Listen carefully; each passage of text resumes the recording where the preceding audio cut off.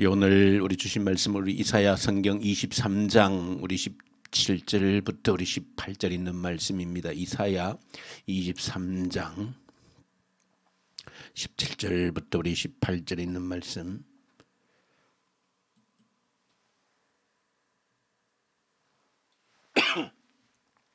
(70년이) 찬 후에 여호와께서 두로를 돌보시리니 그가 다시 값을 받고 지면에 있는 열방과 음란을 행할 것이며 그 무역한 것과 이익을 거룩히 여호와께 돌리고 간직하거나 쌓아두지 아니하리니 그 무역한 것이 여호와 앞에 사는 자가 배불리 먹을 양식 잘 입을 옷감이 되리라.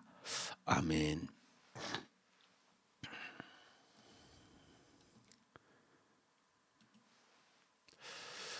예, 오늘 이사야 23장을 보시면은 이사야 성경은 13장부터 23장에 이르기까지 대부분의 말씀들은 이방인들, 이방 나라들에 대한 하나님의 심판에 대한 선언을 하고 있는 내용들이 13장부터 23장에 이르기까지 이어지고 있는데, 오늘 23장의 마지막으로 등장하는 나라가 이 두로라고 하는 나라입니다. 이 두로라고 하는 나라는 좀 특별합니다. 그래서 어쩌면 이 마지막에 언급되고 있는 나름의 이유도 있으리라 생각합니다. 당시 하나님의 백성들 주변을 둘러싸고 있었던 대표적인 강대국들이 있었습니다. 북쪽에는 아시리아, 그리고 이후에 바벨론, 이런 나라들이 이 북쪽을 둘러싸고 있는 강대국들이었고, 물론 이 서쪽으로는 바다이고 동쪽으로는 거의 사막지대이고 이 남쪽으로는 이제 이집트라고 하는 나라가 이제 가로막고 있는 그런 지형입니다. 그래서 그 가나안 땅을 주변으로 북쪽에 아시리아, 또 바벨론, 남쪽으로 이집트, 이런 강한 나라들이 있는데, 물론 주변에 뭐 블레셋이든 아람이든 또 작은 여러 나라들이 있지만 그 가운데 잘 드러나 있지 않으면서도 아주 역사적으로도 뿌리 깊고 또 상당히 역사적으로 큰 영향을 미쳤던 그런 나라가 바로 이 두로라고 하는 나라입니다. 이 두로는 나라 이름이라기보다는 도시 이름입니다. 그래서 이 두로에 대한 심판이 오늘 본문 속에 기록이 되어져 있는데, 우리가 조금 이 두로에 대해서는 역사적으로 기억하기는, 우리가 페니키아라고 하는 문명을 만들었던 그런 중심지가 바로 두로입니다. 페니키아.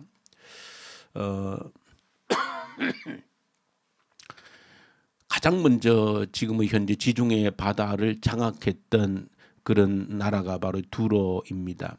그러니까 페니키아 문명을 만들었던 그 사람들입니다. 그래서 두로는 가장 먼저 이 지중해를 장악했던, 우리가 좀 역사적으로 기억하는 그런 사건이라고 하면, 요나가 니느웨로 가라고 그랬는데 이 다시스로 가는 배를 탔다, 그렇게 우리 구약 성경에 밝혀주고 있는데, 이 다시스는 지금의 스페인에 있는 도시입니다. 이 다시스, 그러니까 두로, 이 팔레스틴 땅에 있는 두로 도시가 지금의 저 끝에 있는, 지중해 끝에 있는 스페인에 있는 그 다시스의 그 식민 국가 도시를 건설한 것이 바로 이 다시스입니다. 또 우리가 알고 있는 유명한 지중해 연안의 도시 가운데 카르타고라고 하는 도시가 있습니다. 역사적으로 이후에 로마 스피키오 장군과 큰 전쟁을 벌였던 그 한니발 장군, 이 한니발 장군이 바로 카르타고의 출신입니다. 이 카르타고에서 이제 로마와 전쟁을 하기 위해서 코끼리 부대를 이끌고 쫙 돌아서 알프스 산을 건너서 전쟁을 했던 그 세계사의 유명한 전쟁, 바로 이 카르타고인데, 이 카르타고 역시 바로 이 페니키아의 문명이 건설했던 도시입니다. 그리고 이 두로, 이 페니키아 문명은 나중에 알렉산더가 지중해 연안을 전체 정복할 때에도 가장 정복하는 데에 어려웠던, 힘들었던, 가장 오래 걸렸던 이 도시가 바로 두로라고 하는 도시입니다. 두로는 본래 그 지형적으로 보면은 해안가에 도시가 있고 또 실제 도시의 중심부는 해안가에서 섬처럼 떨어져 있는 그런 섬입니다. 근데 이제 알렉산더가 이 두로를 정복하러 왔을 때에 그 난공불락의 섬처럼 있는 두로를 정복할 수가 없어서 결국은 4개월에 걸쳐서 바다를 메워버립니다. 지금은 육지처럼 되어져 있습니다. 왜? 알렉산더 때 그 두로를 정복하기 위해서 그 바다를 메웠기 때문에 육지가 되어버린 것이죠. 그만큼 정복하기 어려웠던, 또 우리가 기억하는 것이라면 솔로몬 시대에는 이 두로 왕 히람이 솔로몬이 성전을 지을 때에 엄청난 그 백향목을 보내주어서 솔로몬이 성전을 짓는데 또 궁궐을 짓는 데에 일조했던, 어떤 의미에서는 도움을 주었다라는 의미도 있지만은 더 깊은 의미에서는 부정적으로 그 물량 공세를 통하여서 오히려 결국은 모든 이방의 우상들이 들어가는 통로를 만들었던 그런 일들이 있었던 그 중심 도시가 바로 두로입니다. 그래서 이 두로라고 하는 이 나라는 그 페니키아 문명이라고 하는 역사상에 가장 일찍 또 가장 발달된, 또 당시 세계 최초로 알파벳 문자를 사용했던 나라가 바로 이 페니키아이고, 또 화폐를 가장 먼저 사용했던, 그래서 지중해에서 가장 일찍이 지중해의 패권을 사실은 가졌던 그런 도시가 이 두로입니다. 어떻게 보면 지금에 비유하면 이 두로는 그런 나라로서는 제국적인 그런 나라로서 세상에 많이 드러나 있진 않지만 실제적으로 지배하고 있었던, 지중해를 지배했던, 요즘 같으면은 마치 거대 기업과 같은 그런 존재가 바로 이 두로 도시입니다. 그러니까 세상의 모든 상업의 중심, 무역의 중심, 해상 무역의 아주 중심을 가지고 있었던, 지중해 연안 곳곳에 식민 도시를 건설했던 그런 나라가 이 두로이다 하는 것을 여러분들이 한번 이 두로에 대한 배경을 좀 기억할 필요가 있습니다. 그래서 이 두로는 자신들이 마치 세상의 중심으로서 모든 무역을 장악하고 세상을 지배할 수 있는 어둠의 숨은 그런 지하의 어떤 어둠의 그림자처럼 세상을 움직였던 그런 존재입니다. 오히려 이집트든 아시리아든 바벨론은 그때 드러나 있는 어떤 제국으로서의 그런 역할을 감당했지만은, 그러나 이 두로는 실제적으로 제국의 모습을 가지고 있지 않지만은 돈으로, 물질로 이 세상을 마음대로 좌우지했던 그런 그 모습을 지닌 것이 바로 두로입니다. 그래서 어쩌면 이 마지막에 가장 마지막 심판의 대상으로 두로가 나타난 것은 나름의 의미가 있다. 결국 오늘 본문을 통해서 한 가지 우리에게 해주시는 교훈은, 두로가 이처럼 당시에 세상의 주인, 모든 물질의 주인인 것처럼 모든 무역을 장악하고 있는 그런 세상의 주인처럼 행세를 했지만은 하나님의 심판의 메시지는 너희가 주인이 아니다라고 하는 선포고 선언입니다. 너희들이 세상의 돈을 다 주무르는 것 같지만 너희가 그 돈의 주인이 아니라는 것입니다. 참으로 신비롭고도 하나님께서는 때때로 자주자주 하나님 자신의 주권, 주인 되심을 선언합니다. 아시리아를, 바벨론을, 이집트를 심판하시면서 하나님 자신이 주인인 것을 선포하시고, 오늘 이 두로를 심판하시면서 너희들이 모든 가진 물질이 내 것이다라고 하지만 그 물질이 너희 것이 아니다, 하나님께로부터 온 것이다라고 하는 것을 하나님이 주장하시는 겁니다. 하나님, 인간들이 늘 언제나 자신이 두 손에 쥐고 있는 물질이 내 것이다라고 하는 그런 선언에 대해서 하나님은 아니다라고 하는 주장을 펼치는 겁니다. 그것이 오늘 두로를 통해서 드러나고 있는 사실입니다. 오늘 여러분 재밌게 마가복음 11장에도 보시면은 그런 관점에서 보시면 몇 가지 주목할 내용들이 있습니다. 지금 상세하게 설명을 드릴 시간 없지만은 예루살렘 들어가실 때에 그 어린 나귀 새끼를 끌어오는 장면을 보시면 좀 우리가 의아해하고 이해가 참 쉽지 않지만은 그 낙이 새끼 메인 것을 끌어오라는 겁니다. 주인이 있는 낙입니다. 그 제자들이 가서 풀어서 끌어올려고 할 때 너희들이 왜 나귀를 푸느냐? 예수님께 말씀하신 대로 주께서 쓰시려고 합니다라고 했더니 그 사람들이 아무런 말을 하지 않습니다. 그걸 끌어오는 것이죠. 예수님께서 그 나귀를 타고 예루살렘으로 입성하시는데 그 한 가지 핵심은 이 복잡한 설명을 다 접어두고 주인은 하나님이시라는 겁니다. 만물의 주인이 하나님이시라는 겁니다. 그 이후에 또 사건 하나가 무화과를 저주한 사건이 있습니다. 그것도 가만히 관찰해 보시면은 만물의 주인이 하나님이시라는 겁니다. 그 모든 것들을 통해서 하나님의 주인 되심을 선언하고 보여주시는 장면들이 곳곳에 드러납니다. 오늘 두루를 통하여서도 너희들이 세상의 재물을 너희 두 손에 다 쥔 것처럼 너희들이 당당하게 그렇게 서 있지만은 그거 너희 거 아니라는 겁니다. 하나님께로부터 온 것이고 하나님이 주인이시라는 것을 이 두루를 향해서 선언을 하고 있는 겁니다.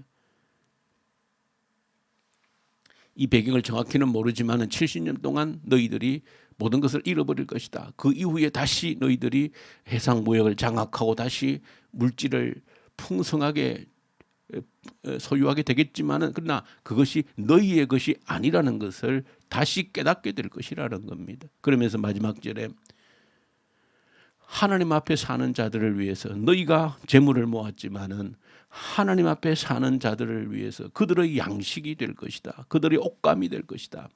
참 재미있고 특별한 말씀이고 잠언서에도 자주 이런 말씀들이 등장하는데 악인이 재물을 모으는 것은 의인을 위해서이다. 의인이 쓰도록 하기 위해서 악인이 재물을 모으는 것이다. 아무리 자신들이 재물을 움켜쥐어도 그것이 자기의 것이 아니라는 거. 왜? 물질의 주인은 하나님이시기 때문에 그러합니다.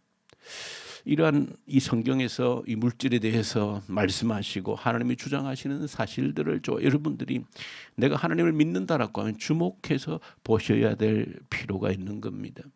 만물의 주인이신 물질의 주인이신 하나님께서 어떻게 물질을 만물을 관리하시는가 어떻게 하시겠다고 하는가 하는 것들을 보시면은 우리가 우선시해야 될 것이 무엇인지 그 사실을 정확하게 깨닫는 것입니다. 물질을 움켜쥐는데 열심을 내기 이전에 근본적으로 물질의 주인이 누구인지 하나님께서 물질을 어느 방향으로 흘러가게 하시는지 결국 하나님께서는 근본적으로 이 세상을 움직이시는 목적과 방향이 있기 때문에 그 하나님 앞에서 사는 자들이라고 하는 것은 하나님께서 운행하시고자 하시는 그 목적에 맞게끔 살아가는 그 사람들을 위해서 모든 물질들이 근본적으로 결과적으로는 쓰일 수 있도록 역사하신다라고 하는 것을 다시 한 번 더 이 두로라고 하는 당시의 물질의 주인인 것처럼 행세했던 이 두로를 향해서 주시고 있는 말씀입니다. 오늘도 이 물질 문명 시대에 모두가 저마다 물질을 가지고 있으면 내가 이 세상의 물질을 다 가지고 있는 것처럼 세상의 물질이 자기인 것처럼 주장하는 이 시대에 하나님께서 동일하게 주시는 말씀이다. 여러분들이 무엇을 바라보고 어떻게 살아야 되는지 물질에 대해서 어떻게 바라보아야 되는지 분명한 길을 방향을 보여주시는 말씀이다. 가슴에 새기고 물질의 노예가 아니라 물질이 나를 따라오게 하는 삶에 하나님께 주시는 삶의 원리가 제대로 우리에게 새겨질 수 있기를 간절히 소망합니다. 우리 주님 아버지 감사합니다. 이 마지막 이방 나라 두로에 대해서 심판하시는 말씀하시는 이 내용을 깨달아 알게 하여 주시옵소서. 우리 주 예수님 이름으로 기도 올려드립니다. 아멘. 하늘에 계신 우리 아버지, 아버지의 이름을 거룩하게 하시며 아버지의 나라가 오게 하시며 아버지의 뜻이 하늘에서와 같이 땅에서도 이루어지게 하소서. 오늘 우리에게 일용할 양식을 주시고 우리가 우리에게 잘못한 사람을 용서하여 준 것 같이 우리 죄를 용서하여 주시고 우리를 시험에 빠지지 않게 하시고 악에서 구하소서. 나라와 권능과 영광이 영원히 아버지의 것입니다. 아멘. 주신 말씀 가지고 간절히 우리 함께 기도 드리십시다. 두루를 심판하시는 하나님, 물질에 대해서 하나님께서 무엇이라고 주장하시고 선포하시는지를 바르게 깨달아 알게 해 주십시오. 간절히 우리 기도로 함께 올려드리십시다. 내일 거룩한 주일입니다. 예배 시간에 약속하신 성령으로 충만한 임재가 있는 그 예배 되게 해 주십시오. 기도하고 올해 내가 작정하고 전도하기로 한 영혼들을 간절히 주님께 올려드려서 기도로 드리십시다. 이 나라를 긍휼히 여기시고 대통령 한 사람이 만들어가는 나라가 아니거라 참으로 하나님께서 이끌어 가시는 나라임을 이 백성들이 깨닫게 하시고 오직 하나님의 정의와 공의가 강같이 흘러가는 나라 되게 하십시오. 간절히 기도하고 북한 땅을 긍휼히 여기시고 악한 정권이 소멸되며 다시 한 번 더 부흥의 불길이 그 땅에서 일어날 수 있도록 고통받는 백성들이 자유함을 얻을 수 있도록 긍휼을 베푸십시오. 간절히 기도하고 코로나 앞에서 끝까지 기도하십시다. 하나님의 뜻을 구하는 기도를 올려드리십시다. 그리고 우리 선교사님들 특별히 우리 선교 현장에 있는 선교사님들 터키, 이집트, 인도 또 우리 러시아 또 중국 선교사님들 말씀과 성령으로 충만케 하시고 우리 병상에 있는 주의 성도들 이 새벽에도 주님을 바라보는 그 마음을 불쌍히 여기시고 주의 능력을 베풀어 주십시오. 간절히 함께 기도로 올려드리십시다. 우리 기도하십시다.